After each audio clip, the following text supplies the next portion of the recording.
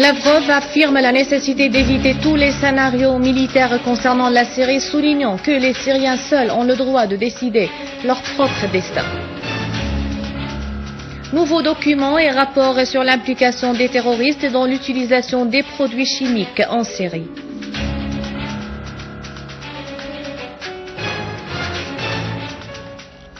Nombre de terroristes avouent avoir participé à des actes de tuerie et d'enlèvement.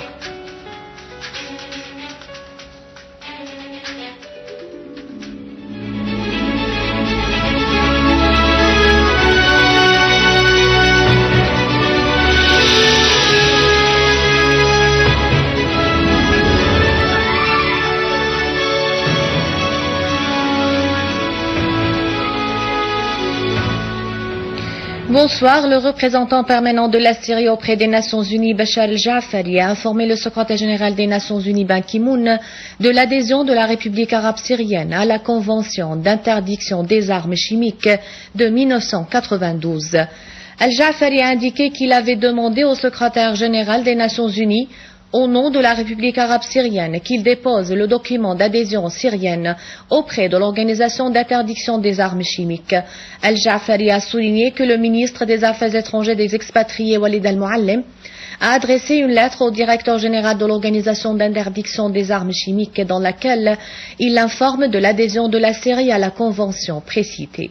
Al-Jafari a affirmé que la décision syrienne n'est pas le fruit de l'instant, car la Syrie avait présenté un projet de résolution au Conseil de sécurité en 2003, appelant à débarrasser la région du Proche-Orient de toutes les armes de destruction massive, et les efforts syriens s'étaient heurtés au refus d'Israël, qui possède l'arme nucléaire depuis longtemps.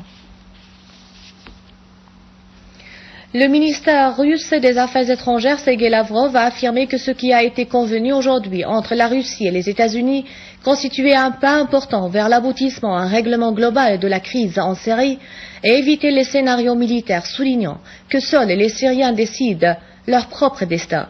Dans une conférence de presse commune avec son homologue américain John Kerry à Genève, Lavrov a déclaré que le règlement de la question des armes chimiques en Syrie constituait un pas pour débarrasser la région du Proche-Orient des armes de destruction massive. Lavrov a affirmé que l'adhésion de la Syrie à la Convention d'interdiction des armes chimiques a constitué le point de départ des discussions avec les États-Unis au sujet des armes chimiques en Syrie. Pour sa part, le secrétaire d'État américain John Kerry a affirmé que toutes les parties savent qu'il n'y a pas un règlement militaire à la crise en Syrie et le règlement politique doit reconnaître la nécessité de donner une chance aux efforts diplomatiques en cours au sujet du dossier syrien. Lavrov a mis en garde contre le danger des scénarios militaires au sujet de la Syrie, affirmant que les Syriens décident leur destin sans l'ingérence des autres. Il a estimé que le règlement de la question des armes chimiques en Syrie constituait un pas vers la transformation de la région du Proche-Orient en une région dépourvue des armes de destruction massive. Kerry a indiqué pour sa part que ce qu'il entreprend avec son homologue russe à Genève est l'exécution de ce que les deux présidents Poutine et Obama se sont convenus au sommet de Saint-Pétersbourg. Le président du Conseil des affaires internationales à la Douma russe, Alexei Bouchkov, a affirmé que les États-Unis ne sont désormais plus capables de prendre des décisions politiques dans le monde.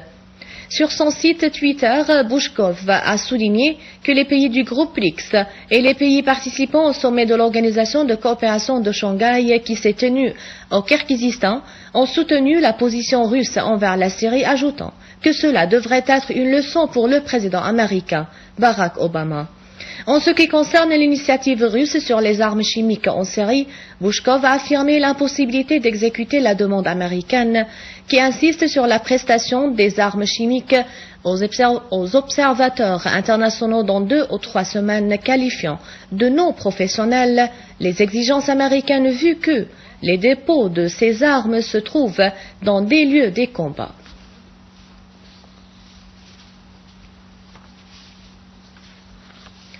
Le secrétaire régional adjoint du parti Baas arabe socialiste, Hilal Hilal, et le gouverneur de la banlieue de Damas ont effectué une tournée d'inspection dans la ville Maaloula au moment où les unités de l'armée arabe syrienne poursuivent la traque des résidus des terroristes. Hilal a assuré que la Syrie restera Pour ça,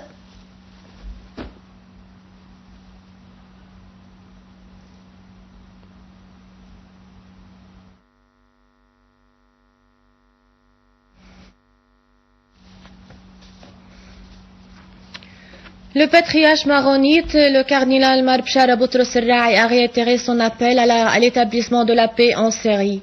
Dans une allocution à l'ambassade libanaise dans la capitale roumaine Bucarest, le cardinal Rai a indiqué que la communauté internationale et arabe doit prendre conscience qu'ils ne peuvent pas continuer d'appeler à la guerre et envoyer les armes à droite et à gauche en Syrie alors que les innocents sont tués et déportés. Nous appelons notre monde arabe à trouver les moyens pour sortir de la crise qu'il connaît et nous exigeons de mettre fin à la guerre en Syrie, aux voitures piégées en Irak, aux désaccords en Égypte et à œuvrer pour trouver les solutions pacifiques et équitables. Et nous exigeons également de la communauté internationale de régler ce qui est à l'origine de tout conflit au Proche-Orient, a ajouté le cardinal Rai.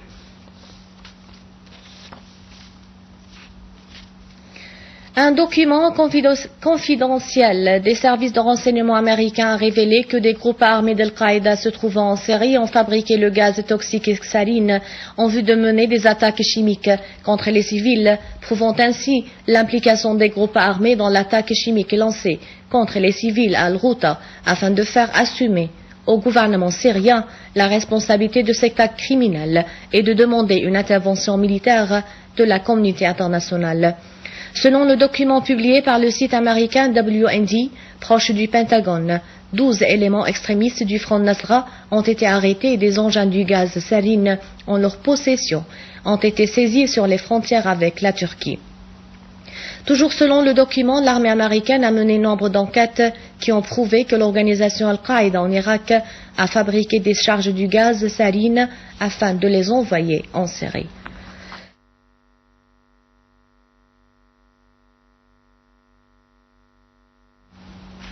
Nombre de terroristes ont avoué avoir participé à des actes d'agression contre les établissements publics et de tuerie et d'enlèvement contre les civils et les soldats de l'armée arabe syrienne, selon des fatwas religieux publiés par certains cheikhs et recevant de l'argent et des armes en provenance de certains pays de la région. J'ai déserté l'armée et joint un groupe terroriste surnommé Brigade al-Bara, relevant de Jabhat al-Nusra. J'ai décidé de m'enfuir et de me joindre à eux pour attaquer un point militaire avec 3 autres personnes à Soueida. Et j'ai pris un salaire mensuel de 12 000 livres syriennes. Le groupe armé m'a remis une mitrailleuse et 3 entrepôts remplis de munitions, ainsi que 200 cartouches et un carquois, et j'ai participé avec eux à l'attaque menée sur des barrages de l'armée dans la banlieue de Daraa, dont 2 à Khirbat Ghazaleh, où nous avons tué 35 soldats et saisi leurs armes pour les livrer au front al-Nusra. J'ai participé à 8 actes d'enlèvement, entre autres l'enlèvement à Khirbat Ghazaleh de 2 soldats syriens, Ali Suleiman de la ville de Jableh et Youssef Abdallah de la région Est, ajoutant que les 2 soldats qui ont refusé de joindre les groupes armés ont été égorgés suite à une fatwa d'un cheikh à la localité de Msfera.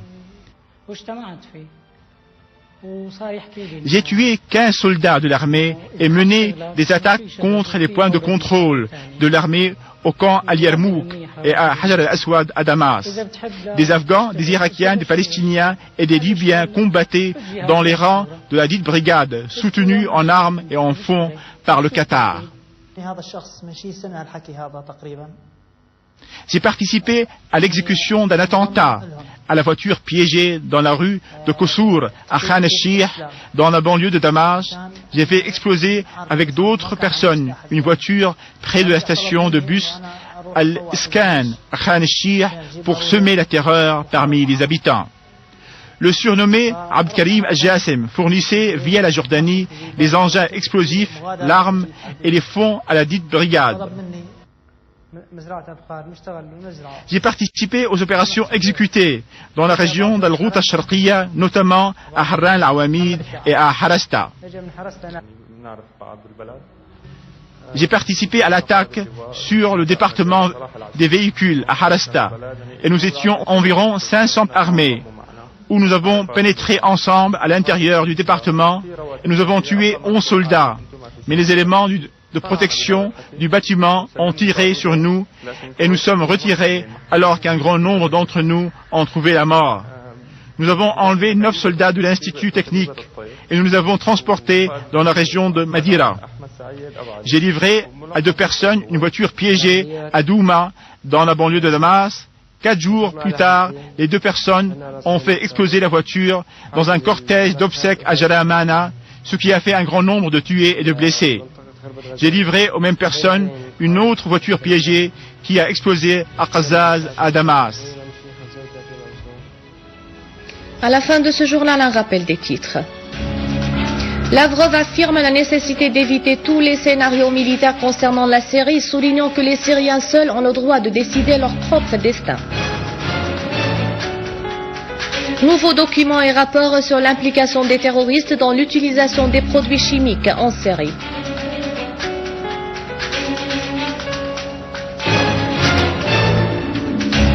Nombre de terroristes avouent avoir participé à des actes de tuerie et d'enlèvement en Syrie.